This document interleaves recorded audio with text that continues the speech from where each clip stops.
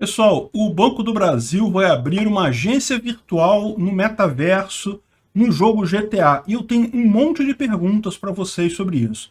Essa notícia foi sugerida por Liz Spooner. Obrigado a quem sugeriu a notícia. Obrigado a você que está assistindo o nosso vídeo. Se você gosta do nosso conteúdo, por favor, deixe o seu like, se inscreva aqui no canal, né? Pois bem, olha só. Esse negócio de metaverso, muita gente vai perder dinheiro com isso, cara. Tadinho do pessoal.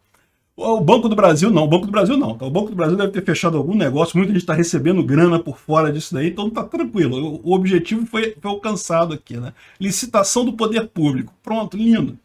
O Banco do Brasil entra para o metaverso e lança experiência em servidor do GTA.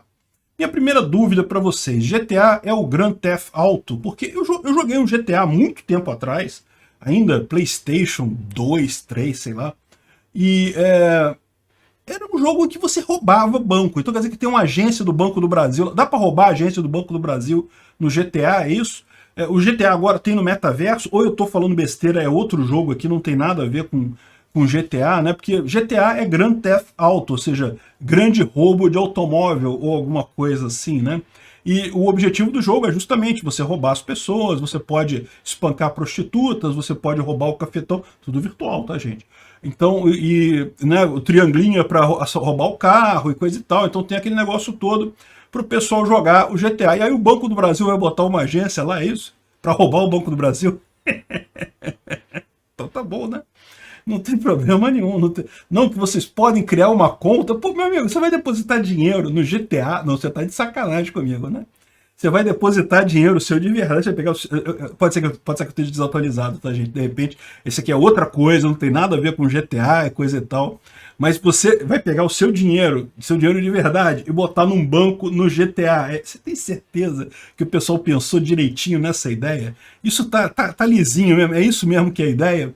Porque ninguém tá falando aqui de roubarem o banco, mas, cara, se é no GTA que eu conheço, eu nem sabia que o GTA estava entrando em metaverso e coisa e tal, mas eu não duvido não, porque tá tudo quanto é jogo indo para esse negócio, né? Depois que começou, virou uma buzzword na área de jogos e de informática, tá todo mundo indo pro metaverso, tem gente comprando terreno virtual por não sei quantos milhões de dólares e coisa e tal, uma lorota completa. Eu espero sinceramente que isso seja, que a pessoa não esteja fazendo isso de verdade, esteja só fazendo propaganda disso, aquela velha história, né? Você tem uma grana em Ethereum, sei lá, tem 2 milhões de Ethereum, tá? Tinha essa thread outro dia lá no Twitter, né? Eu tenho 2 milhões de Ethereum, eu crio uma NFT feia pra caralho, boto pra vender e eu mesmo compro a minha NFT por 2 milhões de Ethereum. Olha que beleza. Agora eu tenho 2 milhões de Ethereum e tem, porque eu comprei de mim mesmo, então eu tenho 2 milhões de Ethereum e tenho agora uma NFT que vale 2 milhões. A última venda dela foi 2 milhões de Ethereum. Olha que coisa, né? Maravilha isso, né? Você multiplicou o seu valor por 2, olha que beleza. Eu espero que seja alguma coisa assim que esse pessoal está comprando terreno no metaverso, porque eu não sei se explicaram para eles, mas esse tipo de coisa meio que não tem uma durabilidade muito grande não, né? Mas enfim, tá o Banco do Brasil agora, tem no GTA, você já pode ir lá e roubar o Banco do Brasil e aliás, tem duas agências, tem uma agência que é a cópia da de Brasília e tem uma agência que é um museu que tem aqui no Rio, o CCBB do Rio, né, que é um centro cultural aqui, bem bacana, lá é legal, é bacana o centro cultural lá. Enfim, eles colocaram aqui o negócio todo que vai ter lá e vai ter uma live na segunda-feira, ou então já teve essa live na segunda-feira, para o pessoal poder entrar nesse metaverso lá e entrar nisso daqui, né? De novo, nada disso é novo, tá? No Second Life, que foi um jogo que tinha há muito tempo, não sei se existe ainda, acho que existe ainda, mas chegou a ser relativamente famoso há muito tempo atrás, justamente porque era uma novidade e tal, você podia... É tipo um metaverso mesmo, né? Você podia andar por lá e coisa e tal.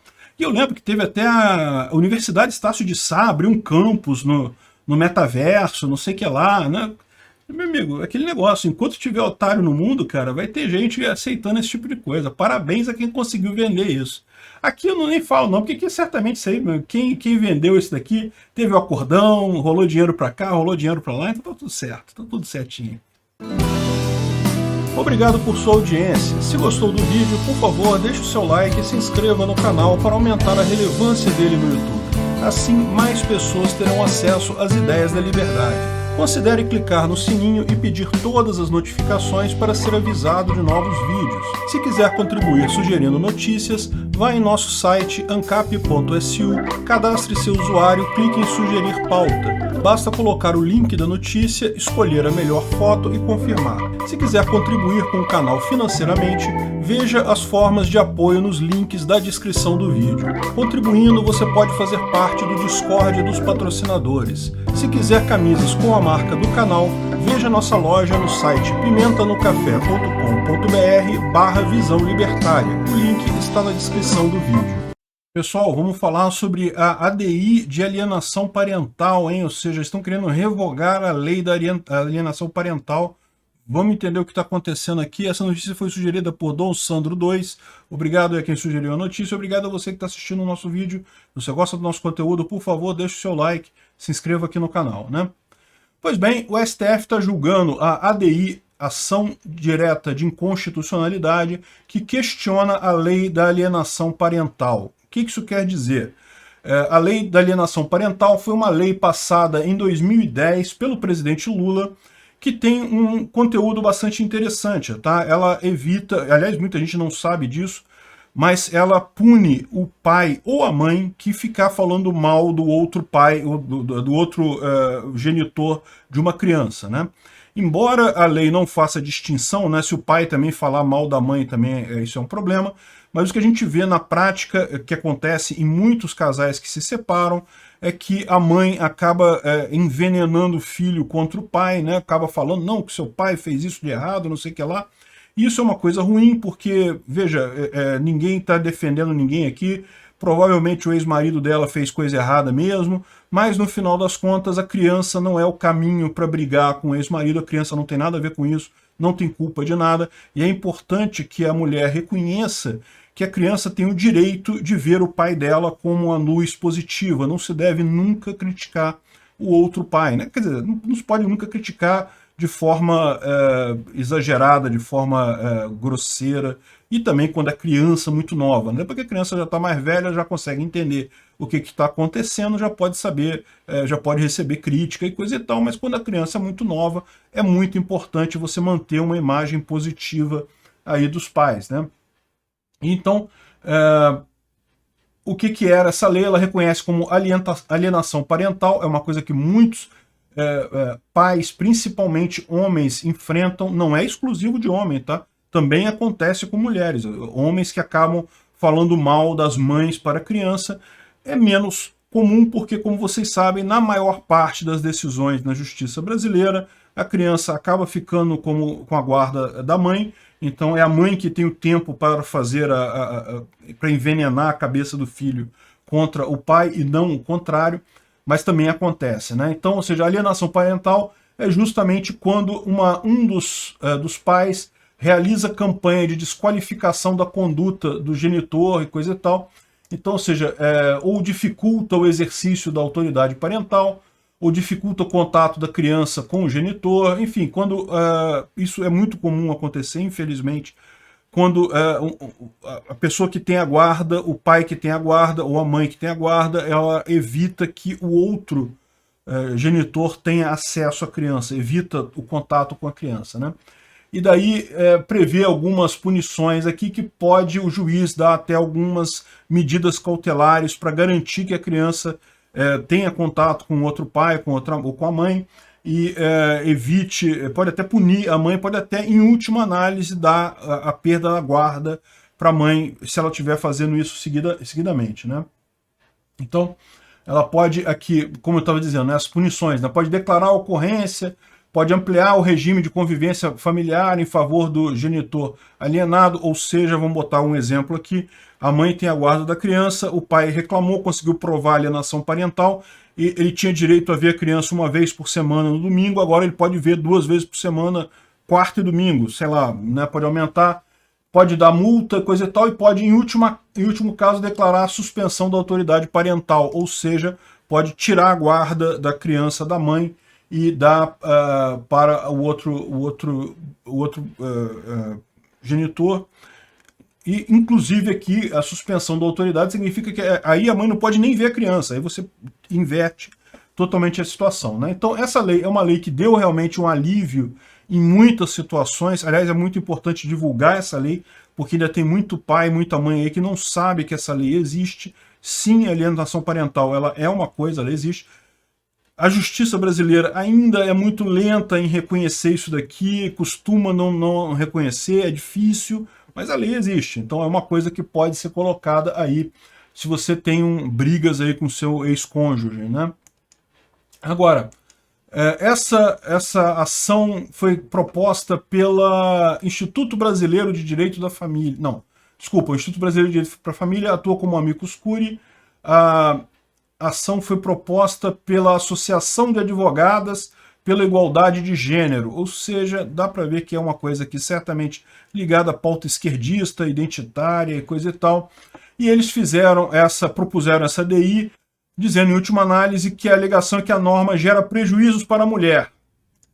Repara que é uma norma que já é dificilmente você consegue usar ela, tá? É muito difícil o juiz reconhecer esse tipo, mas certamente a alienação parental é alguma coisa que a mulher costuma fazer com muita frequência nesses casos, e daí eles estão alegando justamente que isso causa prejuízos para a mulher, essa norma, e querem a anulação dessa norma. É inconstitucional porque causa prejuízos à mulher, né? Aparentemente isso daqui não vai ser votado pelo STF porque, segundo os votos da Rosa Weber, Alexandre de Moraes e Carmen Lúcia, eles não vão conhecer a ação, não vão conhecer. O que isso quer dizer? Isso quer dizer que eles estão entendendo, eles nem olharam se tem mérito no pedido do pessoal. Eles estão dizendo que a AAIG ela não tem direito de propor essa ação.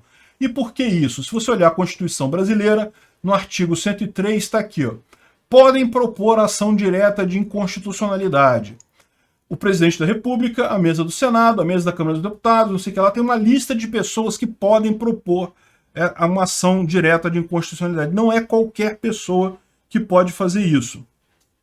Aí, uma das coisas que tem, então tem um monte de coisa aqui, Procurador-Geral da República, não sei o que lá, partido político e tal. O que o pessoal costuma ir é nessa última aqui, ó, inciso 9, confederação sindical ou entidade de classe de âmbito nacional. Ou seja, uma associação qualquer pode propor uma ação direta de inconstitucionalidade. Mas, como eles dizem aqui, ela tem que ter âmbito nacional e, além disso, existe a jurisprudência que tem que ter pertinência temática. O que quer dizer isso? Isso não está escrito aqui, mas é entendimento do STF que tem que ter pertinência temática. O que quer dizer isso? Aquela entidade de classe ela só pode propor uma ADI num tema que seja o tema daquela associação. Então, sei lá, a Associação Brasileira de Deficientes não pode propor uma ADI sobre relação trabalhista de alguma outra coisa, porque não tem nada a ver com a questão dos deficientes. Enfim, entendeu? Tem que ter a ADI que você propõe tem que estar ligada à área que você é associado. E foi justamente isso que o STF está recusando. Ele está dizendo que é ausência de demonstração do caráter nacional, ou seja, essa entidade não mostrou ser uma entidade nacional que atua em vários estados brasileiros, e a inexistência de pertinência temática, ou seja, se é uma associação de advogados pela igualdade de gênero, o que isso tem a ver com alienação parental? Né? Não tem uma coisa muito a ver. Então eles entenderam que ela não tem o direito de propor essa ação. Por que isso é perigoso? Isso é perigoso porque eles não estão julgando o mérito da ação. Ou seja, pouco custa para a rede, né? Porque a rede, vocês sabem, a rede está aqui, ó, partido político com representação no Congresso Nacional. A rede tem lá alguns deputados lá, então ela virou dona da STF, faz todas as ações são da rede, então pouco custa para a rede pegar esse pleito do pessoal aqui e botar isso no STF. E aí o STF teria que realmente avaliar a validade dessa lei ou não. E do jeito que o STF anda, amigo das pautas esquerdistas para incluir mais isso. Ou seja, de novo, eu não estou dizendo que essa lei resolve o problema de alienação parental. Aliás, lei nenhuma resolve problema nenhum, vocês sabem, isso tudo é uma grande palhaçada, um monte de papel rabiscado que não resolve nada. Mas a verdade é que, pelo menos em algumas situações, você pode conseguir mitigar alguma coisa usando essa lei. É pouco provável, tá? Conversa com o seu advogado. O advogado vai falar para você, a chance do juiz reconhecer a alienação parental é mínima, mas existe essa chance. Eles querem acabar com essa chance, porque, pô, tadinha das mulheres, né? Como assim eu não posso ficar falando mal do pai do meu filho para ele, né? Enfim. Obrigado por sua audiência. Se gostou do vídeo, por favor, deixe o seu like e se inscreva no canal para aumentar a relevância dele no YouTube. Assim, mais pessoas terão acesso às ideias da liberdade. Considere clicar no sininho e pedir todas as notificações para ser avisado de novos vídeos. Se quiser contribuir sugerindo notícias, vá em nosso site ancap.su, cadastre seu usuário, clique em sugerir pauta. Basta colocar o link da notícia, escolher a melhor foto e confirmar. Se quiser contribuir com o canal financeiramente, veja as formas de apoio nos links da descrição do vídeo. Contribuindo, você pode fazer parte do Discord dos patrocinadores. Se quiser camisas com a marca do canal, veja nossa loja no site pimentanocafé.com.br/visão libertária. O link está na descrição do vídeo. Pessoal, vamos falar de uma turma do TST que já formou maioria para reconhecer o vínculo trabalhista entre o Uber e funcionários. E isso é uma coisa preocupante, vamos entender isso daí. Essa notícia foi sugerida por Apendicites, Santo Antão, traficante de conformal do Peter, Windriver, não entendo o nome, escalou a loba, Procurador-Geral do Ancapistão, JJ Liber, quer casar comigo, Lucas dos Santos, uruguaio anarcocapitalista no Brasil e Jornal Ancapsunal. Obrigado ao pessoal que sugeriu a notícia, obrigado a você que está assistindo o nosso vídeo. Se você gosta do nosso conteúdo, por favor, deixe o seu like, se inscreva aqui no canal, né? Pois bem, isso é uma coisa preocupante mesmo, tá? Até aqui, todas as ações que chegaram até o TST, que é o Tribunal Superior do Trabalho, elas haviam sido decididas a favor do Uber, né? Já houveram outras vezes que chegaram essas decisões até o TST, e isso havia sido decidido a favor do Uber. Mas dessa vez chegou na terceira turma do TST, e ela, ao que tudo indica, vai reconhecer o vínculo de emprego entre o Uber e o motorista. O que é isso daqui? É importante notar que isso aqui não é uma decisão do colegiado do TST, tá? O TST, como todo tribunal superior, né, ele tem as turmas. A turma pode ser composta por sempre um número ímpar de desembargadores, né, de juízes. No caso do TST, são turmas de 3 desembargadores, de 3 juízes, 3 ministros, né, do TST. Então, é sempre assim, eles votam e aí a maioria ali formando decide a ação. Mas veja, nesses casos, cabe o recurso ainda ao plenário do TST. Então você pode ter um recurso. Esse recurso provavelmente está abrindo uma divergência, porque nas outras vezes que chegou, né, na 4ª e na 5ª turma, em 5 processos, todos foram decididos a favor do Uber, ou seja, que não havia o vínculo empregatício, e é por isso que eu já falei para vocês várias vezes que eu não me preocupo com esse negócio, porque tem um monte de decisão em primeira instância, coisa e tal, que chegava no TST, e já tinha a jurisprudência meio que firmada que não havia vínculo empregatício, né? Agora a terceira turma inovou. Isso vai fazer com que provavelmente esse caso vá para o plenário do TST, para estabelecer uma jurisprudência nessa situação. Afinal, tem vínculo trabalhista ou não tem, né? Veja, a minha visão é clara e óbvia que não há vínculo trabalhista, porque existem alguns requisitos para você ter o vínculo trabalhista. Eu já falei sobre isso em outros vídeos aqui, está aqui na CLT, artigo 3º, vínculo trabalhista requer a pessoalidade, ou seja, tem que ser uma pessoa física, até aí tudo bem, o Uber cumpre, né? Aí tem a não eventualidade, prestar serviço de maneira não eventual. E aí a coisa já pega, porque, na verdade, embora o motorista possa trabalhar todo dia para o Uber, ele pode ficar sem trabalhar também, se ele não quiser, ele não precisa trabalhar todo dia para o Uber, ele trabalha o tempo que ele quiser, sob dependência dele, ou seja, sob ordem dele, e aí aqui é um ponto sensível, o que eles estão alegando no aplicativo, né, o que os empregados alegam nesse caso, é que se você não trabalhar durante muito tempo, você é penalizado no aplicativo, então isso implica uma espécie de subordinação. Eu não vejo dessa forma, acho um absurdo isso daí, mas é aquele negócio, é o ponto que eles pegaram aqui, né? E mediante salário. Então, ou seja, das 4 requisitos para você reconhecer a carteira, eu não reconheço 2. 2 aqui não me parece lógicos aqui, não parece ser atendidos, né? E esse foi o entendimento também da 4ª e da 5ª turma do TST. Inclusive, eles falam que tem uma série de outras decisões. Por quê? Porque o motorista recebe entre 75% e 80% do valor pago pelo usuário, que é o percentual superior ao que o TST admite como suficiente para caracterizar a relação de parceria entre os envolvidos e não de subordinação, né? Ou seja, o que em tese, entre aspas, o patrão fica, o Uber fica, é uma quantidade muito menor do que seria reconhecido pelo TST numa relação empregatícia, né? Enfim, existem argumentos fortes para não reconhecer o vínculo empregatício, mas aí tem um problema, como eu falei para vocês. Esse problema está na essência da justiça do trabalho. A justiça do trabalho, se você vê os livros texto de justiça do trabalho no Brasil, é uma justiça que é feita para ser injusta, ela é feita para privilegiar um lado da relação contratual. Ah, mas o trabalhador ele é hipossuficiente, não sei o que lá. Isso, quem fala isso não percebe a besteira que isso é. Por quê? Porque no final das contas a economia acaba sempre levando para o outro lado. Ou seja, no intuito de ajudar ao trabalhador, a justiça do trabalho prejudica ele. No momento que você começa a tomar decisões sempre tendendo ao lado do trabalhador, o que você causa é, os empregadores, na hora de contratar gente, já colocam cláusulas, já colocam salário mais baixo, já diminuem a sua exposição ao risco na hora de contratar. E você acaba tendo a situação de que aqui no Brasil todo mundo ganha muito pouco. Por que ganha muito pouco? Por um motivo óbvio. Nenhuma empresa pode pagar muito, porque se pagar muito corre o risco de ir lá na justiça e se ferrar em um processo trabalhista. Então, você sempre está pressionado em direção ao mínimo, né? A justiça trabalhista pode ter até um ideal, um objetivo nobre, mas a sua existência num contexto de economia aberta, como o vínculo de trabalho não é uma coisa obrigatória no Brasil, você contrata se você quiser, se você não quiser, você não contrata ninguém.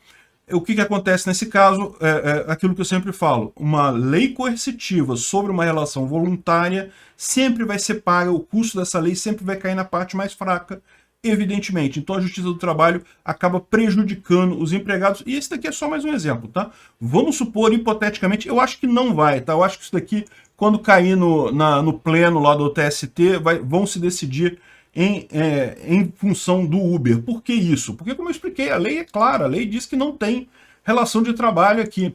Então, eu acho que na cúpula, lá no plenário do TST, não vai ser revertida essa decisão. Mas, vamos supor que passe.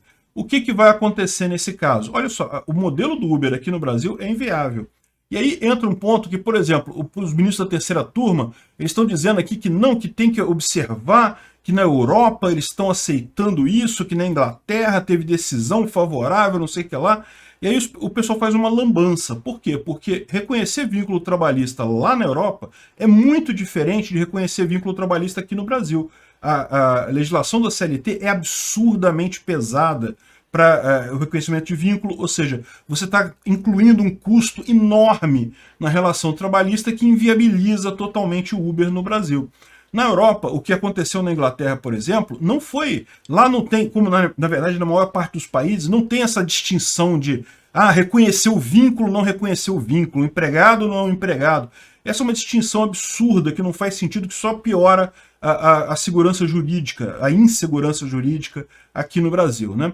Na Inglaterra, o que eles decidiram é que o empregador tem que reconhecer alguns direitos ao empregado, não é todos os direitos, porque não faz sentido mesmo essa lógica. Só que no Brasil, que ou você não tem direito nenhum ou tem 100% dos direitos, não tem alternativa no meio do caminho. E o que aconteceu na Inglaterra foi isso, eles reconheceram alguns direitos aos trabalhadores do Uber, a ponto do Uber aceitar isso e mudar a forma como ele trabalha lá na Inglaterra. Ficou mais caro para todo mundo que usa o Uber, os motoristas do Uber lá vão ganhar um pouco menos, mas ok, vão ter os direitos lá, se não me engano auxílio-doença, não sei o que lá, mais algumas coisas, férias, uns negócios desses assim. Como é que é férias no Uber, né? O Uber vai proibir o motorista de trabalhar durante um mês, né? Deve ser isso, né?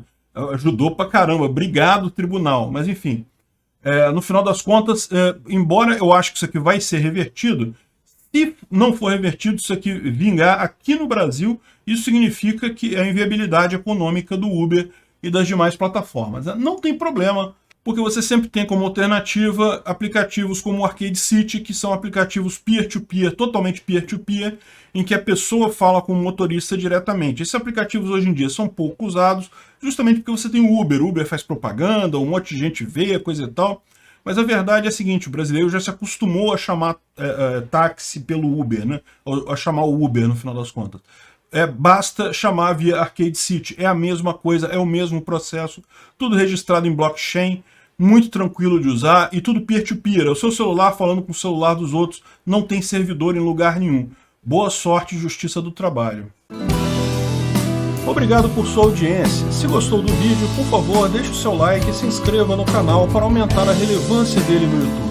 Assim, mais pessoas terão acesso às ideias da liberdade. Considere clicar no sininho e pedir todas as notificações para ser avisado de novos vídeos. Se quiser contribuir sugerindo notícias, vá em nosso site ancap.su, cadastre seu usuário, clique em sugerir pauta. Basta colocar o link da notícia, escolher a melhor foto e confirmar. Se quiser contribuir com o canal financeiramente, veja as formas de apoio nos links da descrição do vídeo. Contribuindo, você pode fazer parte do Discord dos patrocinadores. Se quiser camisas com a marca do canal, veja nossa loja no site pimentanocafé.com.br/visão libertária. O link está na descrição do vídeo. Pessoal, vamos falar da resolução do TSE, que o pessoal está falando aqui, que vai punir quem divulgar fake news contra candidatos e não sei o que lá. Vamos entender essa história direito.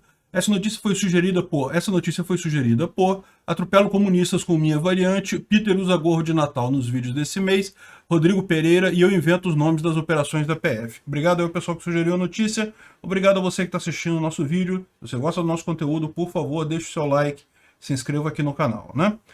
Bom, pois bem, de fato o TSE ontem aprovou uma resolução para as eleições de 2022. O que é essa resolução? Essa resolução estabelece as regras para propaganda eleitoral. E isso é muito importante porque isso afeta a todos nós, youtubers, porque dentre as várias coisas está especificado ali o que é considerado propaganda política, o que não é considerado propaganda política e quais são as regras para essas coisas todas, o que pode, o que não pode em termos de eleição. Veja, eu como libertário anarcocapitalista acho isso daqui uma montanha de papelzinho rabiscado que não quer dizer porra nenhuma, mas fiquem sabendo que o Estado vai usar a violência contra você se você desobedecer alguma coisa aleatória desses papeizinhos rabiscados, ou vai usar a violência se eles quiserem, porque vocês sabem como é que funciona esse negócio de legislação. Na verdade, isso aqui é só uma desculpa. Se o Estado for contra, não foi com a sua cara, quer te fuder, meu amigo, eles vão caçar alguma coisa escrita aqui e vão conseguir achar e vão te prender e vão usar violência contra você. Então esquece, esse negócio é isso que funciona. Se algum candidato não for com a sua cara, ele te ferra, é sempre assim, né? Enfim, mas vamos dar uma olhada no que está escrito aqui, porque tem algumas coisas estranhas, né? O pessoal estava falando, poxa, peraí, como é que pode uma resolução do TSE criar um crime para quem divulgar fake news contra candidatos? Que história é essa? Isso não existe. Pela Constituição, a lei, crimes só existem com uma lei que os comine, ou seja, tem que passar uma lei no Congresso. Só com o Congresso passando a lei é que teria um crime para esse tipo de coisa. Como é que pode? Onde é que esse pessoal tirou isso, né? E a gente fica com medo, porque o STF tem inventado tanta loucura ultimamente que pouco custa para eles resolverem botar uma lei no meio de uma resolução do TSE, né? Não, vou tipificar um crime aqui, ó, se fizer isso vai para cadeia, não sei o que lá. E aí você pode pensar assim, caramba, mas isso é inconstitucional, né? É inconstitucional, mas quem decide o que é constitucional ou não são os mesmos caras, então meio que fudeu, né? Eles podem botar um troço desse no meio de uma resolução dessa, e aí você fala, ah, não, mas isso é inconstitucional, deixa eu ver, é verdade, eu como STF vou avaliar isso aqui, não é inconstitucional não, de maneira alguma, Eu estou fazendo aqui uma interpretação 5D, uma hermenêutica pentadimensional do que está escrito na Constituição, e estou dizendo que não feriu a Constituição esse crime que eu incluí aqui sem ter passado pelo Congresso, né? Mas não foi isso que aconteceu, tá, gente? Eu dei uma olhada, o pessoal tá botando... Por que o Globo tá falando essas coisas? Porque o Globo quer que você ache que não pode fazer fake news, viu? Senão você vai pra cadeia. Na verdade, não tem lei de fake news no Brasil ainda, tá? Vamos entender o que realmente eles... Pode ser que tenha, tá? Eu falei pra vocês, tem umas porcaria, bem porcaria que estão lá no Congresso que pode ser que passe ano que vem. Aliás, eu acho que tem uma chance grande de passar, porque tem um monte de deputado que está com medo, que está achando que não vai ser reeleito por conta de fake news. Então, pode ser que passe, acho provável passar, mas neste momento não tem lei nenhuma contra fake news no Brasil, né? Aí vamos ver, né? Eu fui caçar aqui no TSE, no site do TSE, explica a coisa toda, que foi uma decisão do Fachin que foi submetida à corte e a corte aprovou. E essa aqui é a resolução do Fachin. Na verdade é um voto, mas que no final tem aqui a resolução, que eles não botam nenhum número, que ela vai receber um número depois, mas já foi aprovada, e daí aqui é o texto. Vamos dar uma olhada no texto. E antes de mais nada, eu quero avisar que o que eu estou fazendo aqui não é conselho de advogado, eu não estou anunciando, não estou recomendando ninguém que faça nada. Se você tem dúvidas sobre o que está escrito nessa lei, isso afeta você, qualquer youtuber que estiver me vendo, isso me afeta e coisa e tal. Então o que eu estou falando aqui não é conselho para você. Se você quer um conselho advocatício firme, contrate um advogado para interpretar a lei para você e dizer o que quer. Eu vou dizer aqui meramente a minha opinião, pessoal, o que eu entendi dessa lei e que eu pretendo fazer, tá? Se você quiser fazer também, você faz, mas é por decisão sua. Eu digo isso por quê? Porque amanhã eu falo que, não pode fazer isso, pode fazer isso. Aí o cara vai lá e faz e vai ser preso pelo STF, vai falar, não, pô, mas o cara lá falou que podia, eu vou processar ele, porque o cara... Não, esquece isso. É o que eu falei, isso aqui é tudo uma cambada de papelzinho rabiscado para dar uma justificativa para o cara usar violência contra você se ele quiser. Você vai ser preso porque alguém lá não gostou de você e resolveu te perseguir, tá? Mas de qualquer forma, eu vou dizer para vocês o que eu estou entendendo isso aqui. Isso aqui não é um conselho legal para ninguém. Não estou aconselhando ninguém para nada, tá? Então, aqui ele fala alguma coisa sobre propaganda eleitoral e propaganda... A grande diferença é o dia 16 de agosto. Até o dia 16 de agosto, em tese, você não pode fazer propaganda política dos candidatos. A partir do dia 16 de agosto, você pode fazer propaganda política dos candidatos. O que significa propaganda política? Ele está dizendo aqui, ó, considera-se propaganda antecipada, ou seja, qual que é o problema? Se você fizer propaganda antes do dia 16 de agosto, ela é considerada propaganda antecipada e você pode ter umas punições aqui, né? A mensagem que contenha pedido explícito de voto ou que vincule conteúdo eleitoral vedado por meio, forma, instrumento proscrito num período de campanha. Então, para nós que na internet, a internet é livre, tá? Pela lei aqui do próprio TSE, em tese, você pode falar a sua opinião em qualquer coisa na internet, né? Então, o que eles dizem aqui, meio proscrito, é tipo carro de som, não pode. Tem uns meios que não pode fazer, né? Mas enfim, então qualquer propaganda eleitoral antecipada é aquela que pede explicitamente o voto. Ou seja, se você fala bem do candidato A, se você concorda com as ideias do candidato B, se você não gosta do candidato C, se você... Enfim, você pode falar de qualquer candidato desde que você não vire para o seu público e fale, não, vote no candidato X ou Y, eu votaria no candidato X ou Y. Pô, vamos juntos ajudar o candidato X ou Y. Entenderam a ideia? Ou seja, se você vai explicitamente estar falando para a pessoa votar, né? Você pode dizer, não, o candidato X ou Y é bom, eu gosto dele, não sei o que lá, mas não está pedindo voto. Tá? Então, beleza. E outra coisa, o impulsionamento de conteúdo político eleitoral também será permitido durante a pré-campanha. A pré-campanha, como eu falei, é antes de 16 de agosto. Então, em tese, para nós aqui, isso significa que você pode falar qualquer coisa desde que você não peça voto, né? Ele está dizendo aqui também que não pode impulsionamento de conteúdo político eleitoral. Eu não sei o que eles vão considerar com isso. Isso é um problema, tá? Porque, por exemplo, se alguém pega um vídeo meu, bota no Instagram e sai replicando para um monte de gente, no Instagram, no Telegram, e sai replicando para um monte de gente. Eu não tenho nada a ver com isso, né? O que botou lá no Instagram... Caramba, que eu tô com o Instagram na cabeça. Botou lá no Telegram e saiu disparando para um monte de gente, né? Não tem nada a ver com isso, mas enfim, é uma coisa arriscada isso daqui, né? Mas em tese, ele está dizendo que pode, desde que não haja pedido explícito de votos e que seja respeitada a moderação de gastos. Esse aqui ele está falando com relação aos próprios candidatos fazerem isso, né? Aqui, olha só, isso aqui é uma coisa importante, tá? Ele está alterando, na verdade, a resolução 23.610 de 2019, que é essa daqui, ó. Então, quando ele fala aqui, ó, artigo 5º, parágrafo único, a vedação desse caput não se aplica à propaganda eleitoral, você tem que vir aqui na coisa anterior, procurar o artigo 5º. O que é o artigo 5º? É vedada desde 48 horas antes até 24 horas depois da eleição a vinculação de qualquer propaganda política no rádio, televisão e coisa e tal, coisa e tal. Ou seja, é isso daqui que ele está falando, e aqui ele está dizendo que é vedada, a vedação disso não se aplica a propaganda eleitoral vinculada gratuitamente na internet, o sítio e coisa e tal, do candidato, o sítio de partido, coisa e tal. O que eles estão dizendo aqui é que os candidatos não precisam desligar o site no dia. Pessoal, não vou ficar lendo cada coisa aqui não, tá? Eu vou ler só, vou focar só no que é de interesse para mim e para nós, youtubers.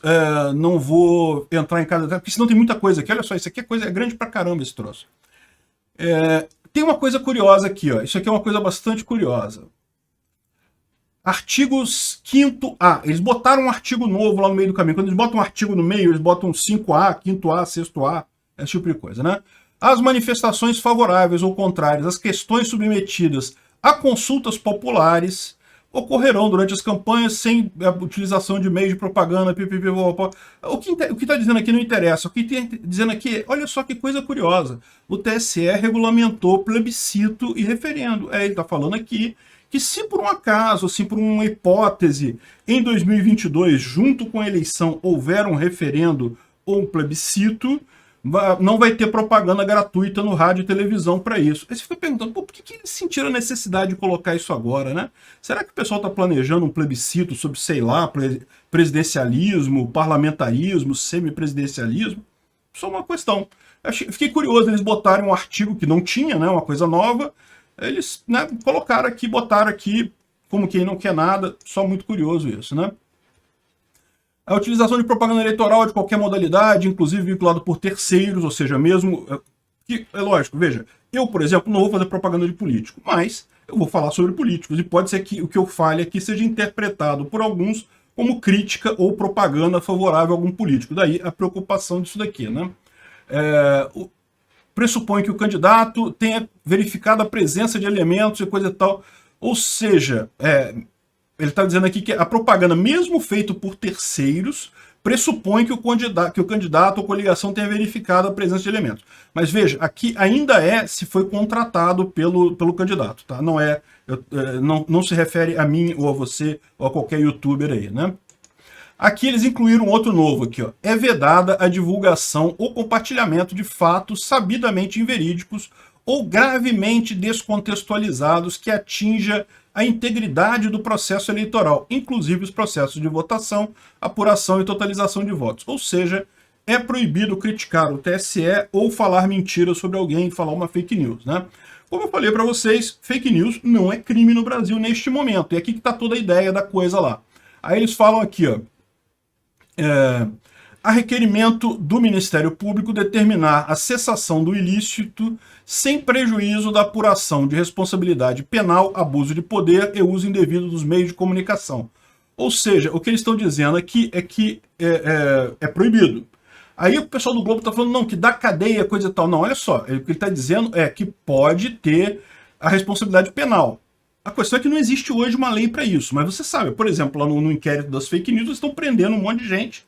Não sei com que lei que eles estão prendendo esse pessoal, mas estão prendendo. Então, aparentemente, eles botaram isso aqui com esse intuito de permitir esse tipo de coisa, né? Então, estão dizendo aqui que vai ter responsabilização penal nisso daqui. Mas a verdade é que não tem lei aqui. Não existe lei nenhuma. Eles não criaram nenhuma lei. Eles vão usar a mesma lei que está lá na cabeça do Xandão, cabeça de piroca, né? Com aquela lei bacana lá de que prende quem ele não gosta. Bom, depois vem uma parte grande aqui de LGPD, meio que foda-se. Bom, o artigo 22 tem um negócio que pode afetar aqui o YouTube, mas isso aqui é uma coisa meio óbvia, né? Você não pode fazer propaganda ou falar alguma coisa que veicule preconceitos de origem, etnia, raça, sexo, cor, liberdade. Isso aí, a gente já sabe, né? Vocês sabem que isso é crime se falar um negócio desse no YouTube. Qualquer coisa dessas aqui é um absurdo e é errado mesmo, esse tipo de coisa. Então, só reforça, mas todo mundo já sabe. E, aliás, antes de você ser punido pelo governo, o nego já vai te cancelar de qualquer forma, então não tem problema aqui.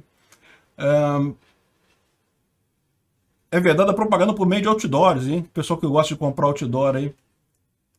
Mas aí não tem nada a ver comigo também, não. Aqui. Artigo 27. Artigo 27, como eu falei, de novo, é um artigo que está na resolução anterior. E aí você olha aqui, artigo 27, ele está só alterando o que tem no parágrafo.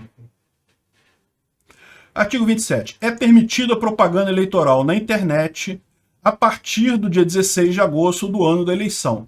Então, veja, é o que a gente estava falando aqui, né? Antes da internet, aquela pré-campanha. Desde que você não peça voto, que você não diga que está pedindo voto para fulano ou Beltrano, você pode falar o que você quiser do candidato que você achar melhor. A partir do dia 16 de agosto, a diferença que tem é você pode pedir voto para o cara se você quiser. Não, vote em fulano, ou vote em Beltrano, coisa e tal, né?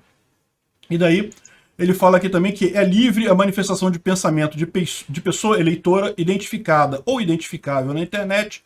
Isso aqui é um ponto que eu sempre ressalto desde o início, quando eu criei o canal. Todo mundo sabe que eu uso um pseudônimo. Meu nome real não é Peter Turguniev, mas é fácil de achar meu nome real. Um monte de gente sabe aí. Tem um e-mail, se alguém quiser contactar, eu digo, não tem problema nenhum. Eu só uso pseudônimo mesmo, porque eu achei bonitinho, né? Então, pessoa identificada ou identificável somente é passível de limitação quando ofender a honra ou a imagem de candidatos, partidos. Ou seja, estamos fodidos. Ninguém pode mais chamar o Lula de ladrão a partir do dia 16 de agosto, tá? Tem que chamar o Lula de ladrão até o dia 15 de agosto. Depois do dia 16 de agosto não pode chamar mais o pilantra de pilantra.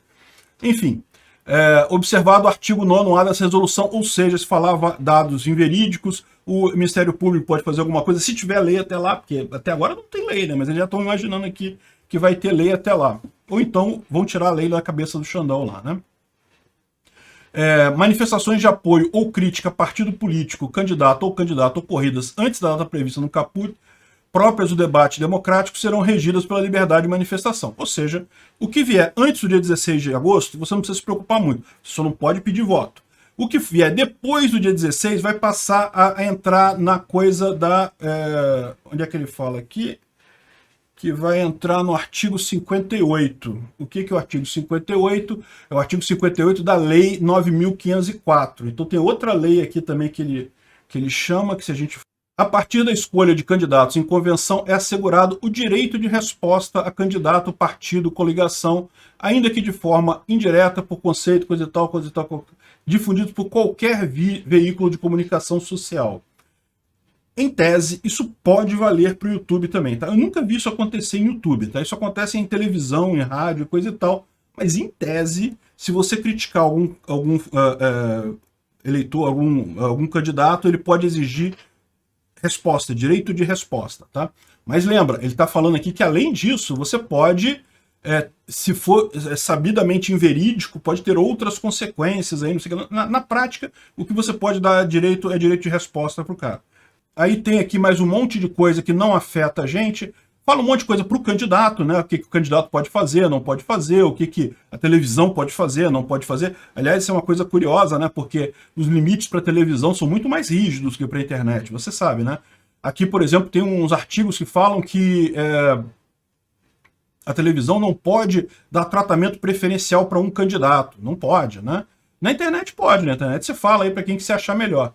É uma coisa questionável, eu fico pensando assim, como é que eles vão fazer com a Jovem Pan, né? Que é um meio termo aí de televisão e internet. É curioso isso aí, né?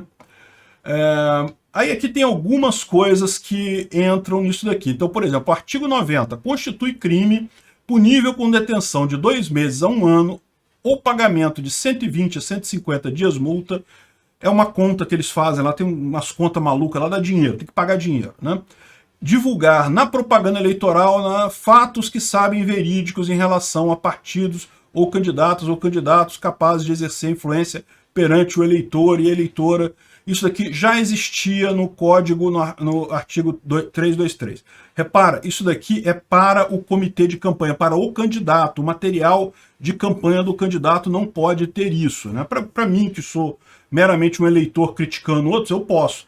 Em tese, eu também não posso falar falar mentira, de acordo com o que eles estão dizendo lá, mas em tese não tem crime para isso, né? Nas mesmas penas incorre quem produz, oferece ou vende vídeo com conteúdo inverídico acerca de partidos, candidatos ou candidatas, né? Então repara que aqui entra também o pessoal do YouTube. Tu fez um vídeo, tu pode entrar nessa parada, isso aqui eles incluíram agora. Aí tem mais um monte de coisa aqui, um monte de crime. Esses crimes todos aqui são de um terceiro coisa, que é o chamado Código Eleitoral, que tem um monte de crime aqui, de coisa da campanha, coisa e tal, e que, em tese, você pode estar enquadrado também nesses crimes, né? E, além disso, eles falam algumas coisas aqui curiosas do LPC 64, que é o processo de impugnação de candidaturas ou de cassação de mandatos, ou seja, é o processo que estavam movendo contra o Bolsonaro. Aqui tem umas penas aqui disso também, mas é tipicamente coisa para o candidato, tá? Para quem está de fora aqui, não tem mais muita coisa aqui. Então eles falam de um monte de pena aqui, mas é importante notar que essas penas todas aqui, eles fazem apenas referência ao Código Eleitoral, que aí sim é uma lei que já está valendo, é uma lei que foi aprovada pelo Congresso.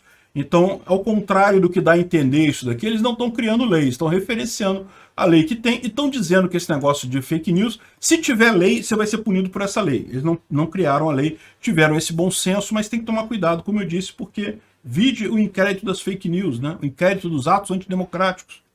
Não tem nada ali e estão prendendo do mesmo jeito.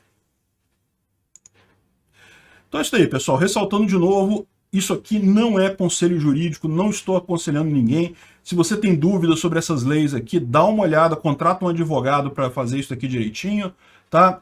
Aí eles vão avaliar o seu caso particular, cada situação, e é isso daí, né? Eu acho que não tem, ao contrário do que o pessoal dá a entender aqui, não tem nada assim muito sério nisso daqui, em termos de proibição. Mas o que eu temo aqui não é a proibição formal, como eu disse, né? O governo, meu amigo, quando quer te perseguir, ele te persegue, ele te machuca.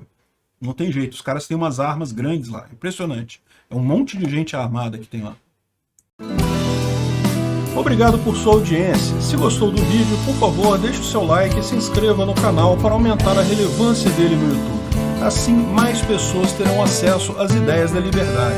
Considere clicar no sininho e pedir todas as notificações para ser avisado de novos vídeos. Se quiser contribuir sugerindo notícias, vá em nosso site ancap.su, cadastre seu usuário, clique em sugerir pauta. Basta colocar o link da notícia, escolher a melhor foto e confirmar. Se quiser contribuir com o canal financeiramente, veja as formas de apoio nos links da descrição do vídeo. Contribuindo, você pode fazer parte do Discord dos patrocinadores. Se quiser camisas com a marca do canal, veja nossa loja no site pimentanocafé.com.br/visão libertária. O link está na descrição do vídeo. Pessoal, vamos falar sobre a saída do Alckmin do PSDB. Parece que ele vai ser vice do Lula mesmo, hein? Será? Vamos entender esse assunto. Essa notícia foi sugerida por 2 Peter é o Hagrid do Harry Potter, Everton Shai, Terceira Via é Dom Luiz com poder moderador, Estado Mínimo tende ao máximo, Peter da Neve e os 7 Ancabacinhos, Arerê, o Vasco vai jogar a Série B, Baiano, anarcocapitalista, Mendes e Lampião Libertário, e mais um monte de gente sugeriu a notícia. Obrigado a você que sugeriu a notícia, obrigado a você que está assistindo o nosso vídeo. Se você gosta do nosso conteúdo, por favor, deixe o seu like, se inscreva aqui no canal, né? Pois bem, olha que coisa, né? Finalmente o Alckmin vestindo a camisa, mostrando o que sempre foi, né? O Olavo de Carvalho estava certo, né? Acabou esse teatro das tesouras que tinha aí, o pessoal está assumindo que é isso aí mesmo. PSDB e PT sempre foram a mesma coisa. Não é à toa que o PT nunca saiu do poder esse tempo todo, durante 16 anos ficou no poder, apesar de estar destruindo a economia do Brasil, ficou um tempão no poder. Por quê? Porque o PSDB, na verdade, nunca quis tirar o PT do poder, né? Nunca lutou de fato para tirar o PT do poder, né? Agora a gente está vendo isso daqui, mas tem mais coisa nessa história. Pensa bem, né? Por mais que o Teatro das Tesouras, a gente já sabe que é real isso há muito tempo, mas por que eles estão acabando com isso agora? Por que eles estão deixando claro essa ligação, né? A questão toda aqui é que tem mais por trás disso daí. Como eu já falei para vocês, o meu grande medo não é o Alckmin como vice do Lula. Isso não muda nada praticamente, a não ser o sonho dourado de muita gente de um impeachment logo depois que o Lula assumir, né? Já pararam para pensar nisso daí? Pois é. O grande problema nessa história é o contrário, é o Alckmin como candidato a presidente e o Lula de vice. Aí sim a chapa passa a ser competitiva e tem realmente chance de fazer um estrago aí na reeleição do Bolsonaro, tá? É a estratégia da Cristina Kirchner, né? Ela sabia que se ela fosse cabeça de chapa, ela não seria reeleita, porque pô, o pessoal vai lembrar das coisas de corrupção. Assim como o Lula sabe que ele sendo cabeça de chapa, ele vai se ferrar na eleição. Agora, uma eventual candidatura do Alckmin com o Lula de vice e trazendo a esquerda junto ali para o Alckmin, né? Tem uma coisa que mostra uma coisa bacana, que é justamente o deslocamento da janela de Overton mais para a direita, né? Evidentemente que o PSDB sempre foi esquerda, mas era menos esquerda do que o Lula, né? Então eles estão tentando, a esquerda está tentando chegar um pouquinho mais para o centro, botando o Alckmin como cabeça de chapa e o Lula como vice. Isso sim é um arranjo politicamente matador, tá? Porque o Alckmin tem lá a acusação da merenda, tem aquelas roubalheiras todas do PSDB em São Paulo. Mas, de novo, esse tipo de coisa, roubalheira, meu amigo, é natural do Estado, né? Ou seja, o PT realmente foi um ponto fora da curva. Os caras roubaram pra cacete, foi uma coisa muito acima do normal. Mas roubalheira tem em todo o governo, em tudo quanto é lugar. Então, meio que não tem muito como fugir disso daí. Eu não vejo isso um problema para o Alckmin na eleição. Ele não tem como ser torpedeado pela corrupção. O Lula tem. Então, ele, como cabeça de chapa, faria um estrago nisso daí, teria uma chance muito grande de ganhar. Por quê? Porque ele vai agregar, de um lado, a esquerda, né, porque o pessoal vai continuar apostando nessa chapa, porque ela tem a chancela do Lula, e certamente vai ter um arranjo para o Lula ter um poder grande no governo eventualmente formado. Então, a esquerda voltaria com muita força ao poder nesse caso, mesmo com o Alckmin sendo o presidente assim. E o pessoal do centro toparia porque o Alckmin parece um nome menos perigoso, não parece um nome da esquerda para muita gente no Brasil. Olha só, eu sei, você sabe, todo mundo sabe que o PSDB já mostrou suas cores verdadeiras como esquerda, mas tem uma grande massa no Brasil que não está muito preocupada com isso não, ainda enxerga o Alckmin, ainda enxerga o PSDB como um negócio mais mainstream, né, mais central, ali, mais centro e coisa e tal, e isso atrai muita gente. Então essa chapa sim seria preocupante. Eu não acho que seja isso. Por quê? Como eu falei para vocês, primeiro, eu acho que o Lula não vai concorrer a nada. Ele vai acabar ajudando alguém, vai acabar apoiando alguém e não concorrendo. E segundo, mesmo se ele for concorrer, ele não aceitaria ser vice de outra pessoa. Ele ia querer ser cabeça de chapa. Ele não teria a capacidade que a Cristina Kirchner teve de aceitar ser vice para voltar ao poder, né?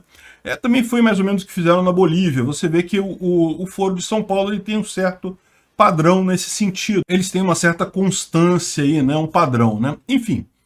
O outro caso, vamos supor que, por hipótese, ele realmente se candidate, como eles estão dizendo aqui, que ele seria vice do Lula.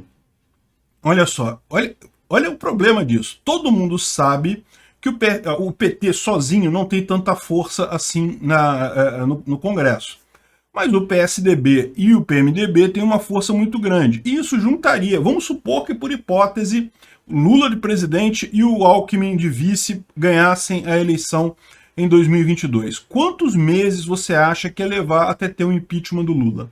Eu chutaria uns 8 meses, no máximo. Por quê? É muita gente do outro lado, é o PMDB do outro lado, é o PSDB do outro lado, é o pessoal do Bolsonaro do outro lado. Facilmente você faria 2/3 da Câmara e com isso conseguiria tirar o Lula da presidência e deixar o Alckmin, que muita gente vê como menos radical, como um cara mais de centro e coisa e tal. Então, novamente, veja, não deixa de ser uma vitória da esquerda, o Alckmin vira presidente, mas certamente tem o pessoal do Lula está fazendo essa conta, né? Poxa, peraí, se o Lula for candidato com o Alckmin de vice, meu amigo, em muito pouco tempo, o nego vai tirar o Lula, vai arrumar um negócio ali. Porque é o que eu falo para vocês, galera, esse negócio de processo de impeachment ser jurídico, político, não é porra nenhuma, esquece isso. É puramente político, não tem nada de jurídico aí. A causa jurídica para dar início ao processo de impeachment, meu amigo, sempre tem alguma coisa, sempre se busca alguma coisa, se inventa alguma coisa. O ponto central é o Congresso aceitar ou não, né? E o Congresso é puramente político. Então, é o que eu falo, eu acho que isso aí não funcionaria do jeito que eles estão dizendo que vai funcionar. Eles estão dizendo, por enquanto, que vai ser Lula cabeça de chapa e Alckmin vice. Eu acho que não. Eu acho que vai ser o Alckmin cabeça de chapa e o Lula vice. E aí sim, isso vai ser um problema, né? Bom, é aquele negócio. A gente já sabe que isso daqui é tudo suco de esquerdismo. O PSDB tem muito pouca diferença em relação ao PT. Não faz muita diferença mesmo. Então, no final das contas, é isso que a gente espera aí para 2022, né? Eu acho divertido essas coisas. Vamos ver como é que vai ser esse arranjo político do pessoal. Mas, no final das contas, gente, isso faz zero diferença. Obrigado por sua audiência. Se gostou do vídeo, por favor, deixe o seu like e se inscreva no canal para aumentar a relevância dele no YouTube. Assim, mais pessoas terão acesso às ideias da liberdade. Considere clicar no sininho e pedir todas as notificações para ser avisado de novos vídeos. Se quiser contribuir sugerindo notícias, vá em nosso site ancap.su, cadastre seu usuário, clique em sugerir pauta. Basta colocar o link da notícia, escolher a melhor foto e confirmar. Se quiser contribuir com o canal financeiramente, veja as formas de apoio nos links da descrição do vídeo. Contribuindo, você pode fazer parte do Discord dos patrocinadores. Se quiser camisas com a marca do canal, veja nossa loja no site pimentanocafé.com.br/visão libertária. O link está na descrição do vídeo. Pois é, pessoal, a Argentina quebrou de novo. Não vão conseguir pagar a dívida em 2022. Vamos entender esse assunto. Por que eles chegaram nisso? E qual que é o problema disso daí? Afinal, eles continuam vivendo, né? Quebraram e continuam vivendo. Vamos entender esse assunto. Essa notícia foi sugerida por Marco Batalha, Gilmar Janot, Cap Cadini, Engravidei Minha Professora Esquerdista e a Met. Obrigado ao pessoal que sugeriu a notícia. Obrigado a você que está assistindo o nosso vídeo. Se você gosta do nosso conteúdo, por favor, deixe o seu like, se inscreva aqui no canal, né?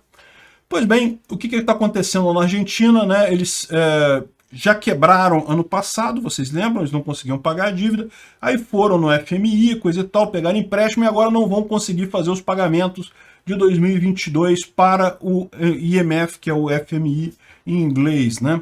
Aí, esse aqui é o ministro da Economia da Argentina, o Guzmán. Não tem jeito da gente considerar que a Argentina teria capacidade de pagar esses empréstimos e coisa e tal. Assim, é uma coisa extremamente preocupante, porque é aquele negócio, é um empréstimo que eles contrataram, né? Eles pediram um empréstimo e agora estão dizendo que não tem condições de pagar, porque é um absurdo, não sei o que lá, coisa e tal. Estão dando desculpa de que a economia e coisa e tal, com a pandemia, aquele troço todo. Mas você pode falar assim, caramba, né, não vão pagar a dívida externa, ótimo, por que o Brasil não faz isso também? Por que não para de pagar, né? Poxa, afinal, é besteira esse negócio de pagar, né? Credor, meu amigo, aquele negócio, meu amigo, devo, não nego, pago quando puder, boa sorte para você aí. O problema de você não pagar a dívida, principalmente no caso do Brasil, e que era o caso da Argentina também, é que o país ele pega mais emprestado ainda do que ele paga da dívida. Vocês já devem ter visto um gráfico em forma de círculo que mostra as despesas do governo, e é um pedaço grandão assim dizendo que é serviço da dívida, né, pagamento de juros da dívida. Temos que fazer uma auditoria cidadã da dívida, não sei o que lá, não sei o que lá. Meu amigo, esquece essa porra, porque no final das contas, aquela parte que grandona ali, ela ainda é menor do que se você pegar a receita que o governo pega todo mês ao pegar mais dinheiro emprestado. O que ele paga de juros ainda é menos do que ele pega de dinheiro emprestado. Então, se você virar e falar assim, não, vou fazer uma auditoria cidadã da dívida, vamos ver se a gente vai pagar alguma coisa ou não aqui, ou como a Argentina fez há algum tempo atrás já, isso aqui não é novidade, vou parar de pagar, não tem como pagar a dívida. O que acontece? Tá bom, eu não vou te emprestar também, né? Aí o que acontece com o país? O país fica numa situação, que é a situação que a Argentina está hoje, que a única forma do governo cobrir os déficits dele é ou pegando dinheiro emprestado dos próprios cidadãos, que eles não são otários de emprestar, ou imprimindo dinheiro, que é o que acontece na Argentina. E adivinha o que acontece quando eles imprimem dinheiro? Exatamente, inflação. Então, pegar dinheiro emprestado é ruim? É ruim do mesmo jeito, tá? Do jeito que o Brasil faz também com esses déficits e coisa e tal. Isso é ruim do mesmo jeito. Mas, pelo menos, o Brasil está pegando dinheiro emprestado. É um negócio que tem lá os juros, ele tem que pagar os juros. Então, mais ou menos mantém algum controle sobre a despesa do governo. O governo não pode simplesmente enlouquecer e sair imprimindo dinheiro. Não é o caso da Argentina. A Argentina já abandonou esse barco há muito tempo. E isso é o motivo pelo qual isso aqui é preocupante. Porque o que significa isso daqui? Mais inflação. Em última análise, o país não vai acabar se parar de pagar a dívida. O Brasil poderia virar e falar, não vou mais pagar a dívida. Beleza, o que vai acontecer? A inflação aqui vai explodir, é o que acontece, o que está acontecendo na Argentina, né? E aí vem as ideias lá dos socialistas de lá, não, vamos congelar os preços, não sei o que lá. E lembra, né? Tentaram pela 14ª vez e adivinha se deu certo na 14ª vez não, na 39ª vez que eles tentam congelamento de preços. E adivinha se deu certo dessa vez? Putz, ainda não foi dessa vez, mas eu tenho certeza que em 2024 ou 2023, que é ano eleitoral, quando chegar perto da eleição, adivinha qual vai ser a medida que eles vão tomar? Não, agora vai dar certo o congelamento. Não, vamos congelar o preço, que dessa vez, a 39ª vez vai ser da sorte. Dessa vez vai dar certo o congelamento dos preços, né? E bom, é isso daí, né? Eu já tinha falado sobre isso, que lá na Argentina, embora os preços estejam congelados, os valores estão aumentando, os preços estão aumentando. Você fala, pô, como é que pode? Se o preço está congelado, como é que pode? Porque, meu amigo, não tem jeito. O valor da coisa aumenta. O que acontece? O pessoal começa a comprar e revender no mercado negro. É o que acontece sempre. Aqui no Brasil acontecia isso também quando congelava um preço. Não tem alternativa. A lei da oferta e da demanda é uma lei física, igual a lei da gravidade. Você não consegue fingir que ela não existe. Não, vamos criar aqui uma lei proibindo você de cair para baixo. Não, vai ter que cair para cima agora. Não existe isso. Não tem como mudar essa lei. Então, no final das contas, é a mesma história com esse negócio de congelamento. A lei da oferta e da demanda, ela está lá. Ah, o preço está proibido de subir, mas o valor daquilo já subiu, porque já tem uma demanda mais alta do que a oferta. Então vai ter alguém para comprar barato e vender mais caro, porque o valor já subiu, não importa. Então, das duas, uma, ou falta produto, ou o nego começa a vender no mercado negro. É o que a gente viu aqui no Brasil também. Então, eles acabaram com o congelamento de preços dessa vez, e não deu certo, reconheceram que não deu certo, tinha subido os preços da mesma forma. Meu amigo, pode esperar, ano que vem tem eleição de novo, acho que não é ano que vem, não, acho que é no outro ano a eleição deles. Não importa, vai ter um motivo em algum momento no futuro, e não, vamos congelar os preços novamente, dessa vez vai dar certo, é isso daí. Muito bom, solução socialista, grandes soluções da história do socialismo. Obrigado por sua audiência. Se gostou do vídeo, por favor, deixe o seu like e se inscreva no canal para aumentar a relevância dele no YouTube. Assim, mais pessoas terão acesso às ideias da liberdade. Considere clicar no sininho e pedir todas as notificações para ser avisado de novos vídeos. Se quiser contribuir sugerindo notícias, vá em nosso site ancap.su, cadastre seu usuário, clique em sugerir pauta. Basta colocar o link da notícia, escolher a melhor foto e confirmar. Se quiser contribuir com o canal financeiramente, veja as formas de apoio nos links da descrição do vídeo. Contribuindo, você pode fazer parte do Discord dos patrocinadores. Se quiser camisas com a marca do canal, veja nossa loja no site pimentanocafé.com.br/visão libertária. O link está na descrição do vídeo.